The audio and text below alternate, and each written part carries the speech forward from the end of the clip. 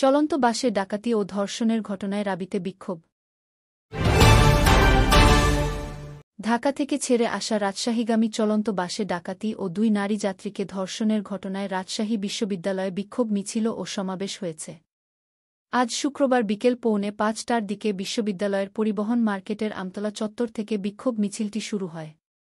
ক্যাম্পাসের রবীন্দ্রনাথ ঠাকুর একাডেমিক ভবন সংলগ্ন রাস্তাসহ কয়েকটি গুরুত্বপূর্ণ সড়ক প্রদক্ষিণ করে প্যারিস রোডে এসে মিছিলটি শেষ হয়। পরে সেখানে একটি সংক্ষিপ্ত সমাবেশ হয়। সাধারণ শিক্ষার্থীবৃন্দের ব্যানারে এ কর্মসূচির আয়োজন করা হয়। বিক্ষোভকারীরা মিছিলে ধর্ষকের ঠিকানা এই বাংলায় হবে না, ধর্ষকেরা বাইরে ঘোরে, ইউনূস সরকার কি করে, নিরাপত্তা নিশ্চিত করো, নইলে তোমার গদি ছাড়ো, মব সন্ত্রাসীর গদিতে, আগুন জ্বালো একসাথে, নৈরাজ্যের গদিতে, আগুন জ্বালো একসাথে প্রভৃতি স্লোগান ও প্ল্যাকার্ড প্রদর্শন করেন।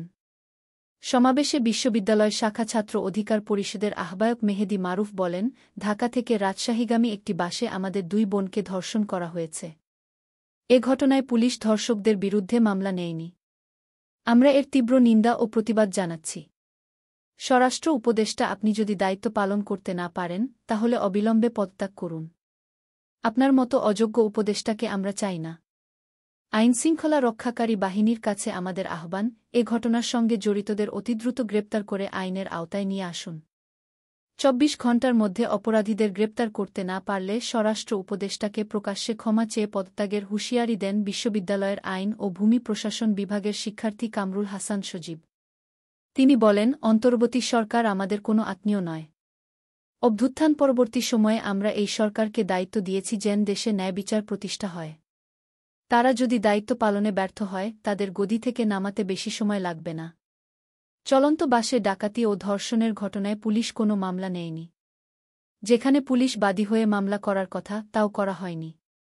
24 ঘণ্টার মধ্যে অপরাধীদের গ্রেপ্তার করতে না পারলে স্বরাষ্ট্র উপদেষ্টাকে প্রকাশ্যে ক্ষমা চেয়ে পদত্যাগ করতে হবে। সমাবেশটি সঞ্চালনা করেন বিশ্ববিদ্যালয়ের দর্শন বিভাগের শিক্ষার্থী রাবেয়া মুহিব। এ সময় আরও বক্তব্য দেন বিশ্ববিদ্যালয় শাখা ছাত্র ইউনিয়নের সভাপতি রাকিব হোসেন, ছাত্র গণমঞ্চের আহ্বায়ক নাসিম সরকার, সমাজতান্ত্রিক ছাত্র ফ্রন্টের আহ্বায়ক ফুয়াদ রাতুল, দর্শন বিভাগের শিক্ষার্থী শ্রেয়সী, চারুকলা অনুষদের শিক্ষার্থী গোপাল রায় প্রমুখ।